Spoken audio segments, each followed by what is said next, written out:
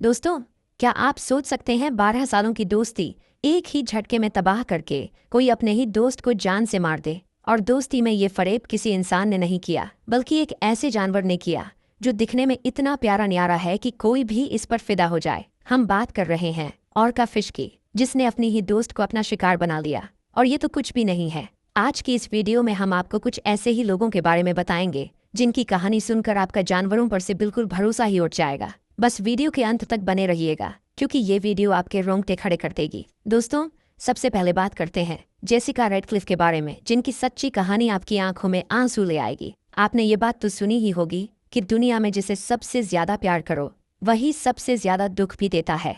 और जेसिका के केस में तो उसने जिस पर इतना प्यार लुटाया, जिस पर इतना भरोसा किया, उसी ने उसकी जान ले ली। बचपन से उन्हें अपनी लैब में लाते थे, इसीलिए जेसिका का इंटरेस्ट जानवरों में बढ़ने लगा, खासतौर पर मरीन क्रिएचर्स में। जैसे जैसे जेसिका बड़ी हुई उनका इंटरेस्ट और बढ़ गया और फिर वो अपने पिता और उनके दोस्तों के साथ समुद्र में भी जाने लगी, जहां पर डॉक्टर्स व्हेल और डॉल्फिन्स पर रिसर्च करते थे।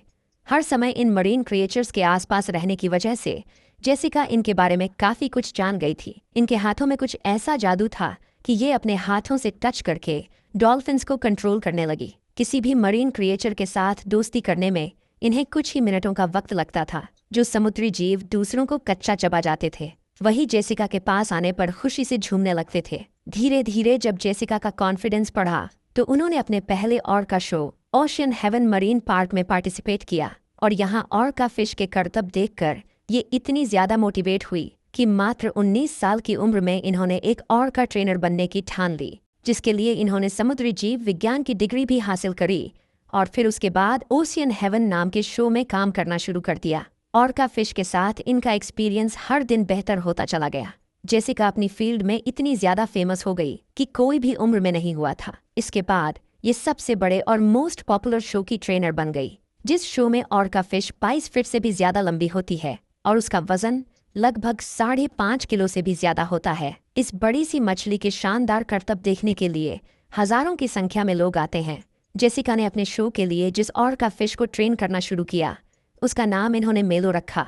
और फिर इसी तरह उस मछली के साथ काम करते करते इन्हें काफी लंबा वक्त बीत गया। दोनों के बीच इतना अच्छा बॉन्ड बन गया था कि सबको लगने लगा इस खतरनाक ऑर्का फिश ने अपना सच्चा साथी ढूंढ लिया है। मेलो जेसिका के हर एक इशारे को समझती थी और ये दोनों मिलकर हजारों लोगों के सामने अपना सबसे बेहतरीन परफॉर्मेंस देते थे। तभी तो इनका शो बाकी शो के मुकाबले सबसे ज्यादा फेमस हुआ करता था। शुरू में तो लग रहा था कि इन दोनों की जोड़ी बेमिसाल है, लेकिन बीते समय के साथ मेलो के बिहेवियर में कुछ बदलाव आने शुरू हुए। कभी कभी यह मछली गुस्सैल हो जाती थी तो कभी ये खाना ही नहीं खाती थी। यहाँ तक कि कई बार तो मेलो ने जेसिका के इंस्ट्रक्शंस को भी फॉलो नहीं किया। इस बात से जेसिका परेशान रहने लगी। मेलो का अग्रेशन इतना बढ़ गया कि रात के समय वो दीवार पर अपना सिर मारने लगी। इस तरह का बिहेवियर देखने के बाद शो मैनेजमेंट ने फैसला किया कि एक आखिरी बार मेलो के साथ परफॉर्मेंस करते हैं और उस शो में सिर्फ जेसिका ही मेलो के साथ एक्ट करेगी, क्योंकि कोई और उसे नहीं संभाल पा रहा था। अब उस शो को बेचाही इस तरह गया था कि ये मेलो का लास्ट शो होने वाला है, जिसकी वजह से बहुत सारे लोग वहां पर इकट्ठे होने लगे। जैसे ही जेसिका और मेलो का इंट्रो हुआ, लोगों की जोरदार तालियां बजने लगीं। इतनी सारी तालियों की आवाज सुनकर जेसिका का कॉन्फिडेंस बढ़ गया और वो शो स्टार्ट करती है। तभी मेलो पानी को अपने एक पंख से चीरती हुई पानी के बाहर छलांग मारती है, जिसे देख लोग और तेजी से उत्साहित होकर तालियां बजाने लगे। और फिर मेलो बिना किसी टाल मटोल के जेसिका के हर एक इंस्ट्रक्शन को फॉलो करती चली जाती है। ये मछली पानी में अच्छी तरह जंप भी करती है, लोगों को खुश भी करती है। फर्स्ट रो में बैठे लोग तो भीग जाते हैं और बच्चे खुशी से चिल्लाने लगते हैं। मेलो के इस आखिरी शो को देखने के लिए जेसिका के माता पिता भी वहां आए थे। अब तक सब कुछ बढ़िया जा रहा था। जेसिका के परिवार वाले ये देखकर बहुत खुश थे, क्योंकि मेलो जेसिका की सारी बात मान रहा था, इसलिए उसका कॉन्फिडेंस और ज्यादा बढ़ गया। और फिर वो शो का लास्ट स्टंट करने के लिए मेलो के ऊपर बैठ जाती है, जहां पहले तो ये मछली जेसिका को चारों तरफ घुमाती है। सब कुछ प्लान के अकॉर्डिंग चल रहा था, लेकिन तभी अचानक से ही मेलो आउट ऑफ कंट्रोल होकर जेसिका के धड़ को अपने मुंह में दबा लेती है। ये पूरा हादसा किसी भयानक सपने से कम नहीं था, जिसे वहां बैठे हर एक इंसान ने अपनी आंखों से देखा। जेसिका के माता पिता तो अपनी बच्ची को अपने आंखों के सामने मेलो का शिकार होते हुए देख रहे थे। कुछ समय के लिए लोगों को ये भ्रम हुआ कि शायद ये सब कुछ इस एक्ट का ही हिस्सा है, लेकिन जैसे ही बाकी ट्रेनर्स पानी में कूदे, भीड़ में हलचल शुरू हो गई। लोग पैनिक करके वहां से भागने लगे। पूरा शो जो ब्लॉकबस्टर हो रहा था वो अचानक से ही डिजास्टर में बदल गया। एक तरफ लोग डर कर भाग रहे थे तो वहीं दूसरी तरफ ट्रेनर्स जेसिका को मेलो से छुड़ाने में लगे हुए थे। लेकिन मेलो तो अलग ही दुनिया में गुम थी। उसने किसी की भी एक बात नहीं सुनी। पानी के अंदर रस्सी, मछलियों और अलग अलग तरह की चीजों को फेंका गया ताकि मेलो डिस्ट्रैक्ट हो सके। लेकिन फिर भी उसने जेसिका को नहीं छोड़ा। जब दो ट्रेनर्स जेसिका को बचाने के लिए पानी में उतरते हैं तब तक बहुत देर हो चुकी थी, क्योंकि मेलो उसे अपने जबड़े में दबाकर गहरे पानी में ले जा चुकी थी। दोस्तों, एक ऑर्का फिश का झगड़ा इतना खतरनाक और शक्तिशाली होता है कि अगर कोई चीज उसके बीच में फंस जाए तो उसे निकालना नामुमकिन है। और ऐसा ही जेसिका के साथ भी हुआ। मेलों के हमले से उसके फेफड़े और छाती पर गहरी चोट आई, जिससे पूरे पानी में सिर्फ खून ही खून नजर आ रहा था। हाइड्रोलिक मशीन से आखिरकार मेलो को पकड़कर अपनी से बाहर निकाला जाता है। लेकिन जब जेसिका को पानी से बाहर निकाला जाता है तब वो अपने ही दोस्त की हमले का शिकार हो चुकी थी। पर दोस्तों, जेसिका अकेली नहीं है, और भी कई सारे ऐसे लोग हैं जिनकी मौत के पीछे का कारण जानवर बने। हम बात कर रहे हैं डेनियल पैट्रिक ड्यूक्स की। हमेशा मस्ती के मूड में रहने वाले डेनियल ने मस्ती में एक ऐसी गलती करी जिसका खामियाजा उसे मौत के रूप में भुगतना पड़ा। असल में नशीली दवाइयों का आदी हो चुका डेनियल अक्सर नशे में रहता था।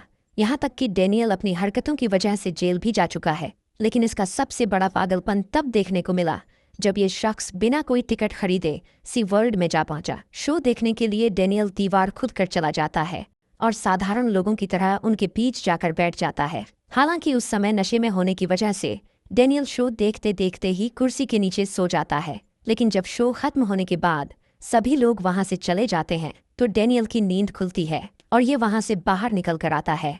पर तब तक सिक्योरिटी गार्ड इसे पकड़ लेते हैं और इसे बाहर निकालने की बहुत कोशिश करते हैं। लेकिन डेनियल वहीं रहकर ऑर्का फिश को देखने की जिद करता है। यहाँ तक कि ये गार्ड को बताता है कि वो इस शो के मालिक को भी जानता है। जब गार्ड इसकी स्टोरी पर भरोसा करके इसे अंदर घूमने की परमिशन दे देता है तो डेनियल सीधा सी वर्ल्ड के अंदर जाता है और वहां चल रही ठंडी हवा में वॉकिंग शुरू कर देता है।